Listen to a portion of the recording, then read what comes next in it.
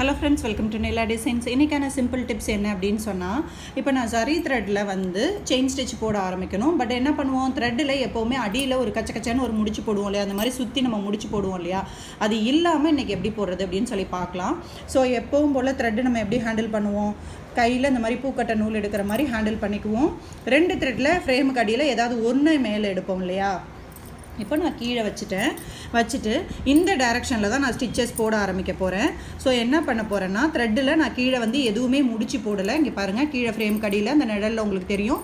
அப்படியே நான் நூலை அப்படியே எடுத்துட்டு எனக்கு எந்த பக்கம் ஸ்டிச்சு வரணுமோ கீழேருந்து மேலே த்ரெட்டை எடுத்துகிட்டு கையில் இருக்க த்ரெட்டை நான் விடலை பாருங்கள். அடுத்தது ஒரு செயின் ஸ்டிச்சுக்கு எடுத்தேன். அடுத்து நான் எந்த டைரெக்ஷன் வரணுமோ அங்கேயே கொடுத்துட்டு நம்ம கையில் ஹோல்டு பண்ணியிருக்க த்ரெட்டை விட்டுட்டு நூலை வந்து கரெக்டாக பிடிச்சி அப்படியே பின்பக்கம் கொண்டு போய் ஒரு பேக் ஸ்டிச் போட்டுக்கிட்டு அடுத்து அப்படியே கண்டினியூஸாக செயின் ஸ்டிச்சு போட ஆரம்பிச்சுக்கிறேன்.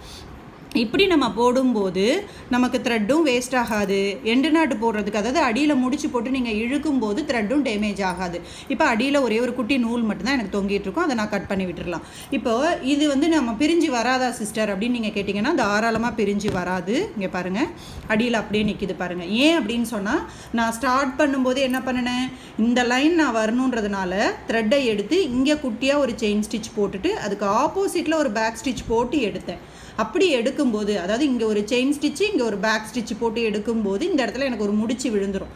அப்போ எனக்கு த்ரெட்டு கழண்டு வராது. ஸோ இன்றைக்கான சிம்பிள் டிப்ஸ் இதுதான். தேங்க்யூ.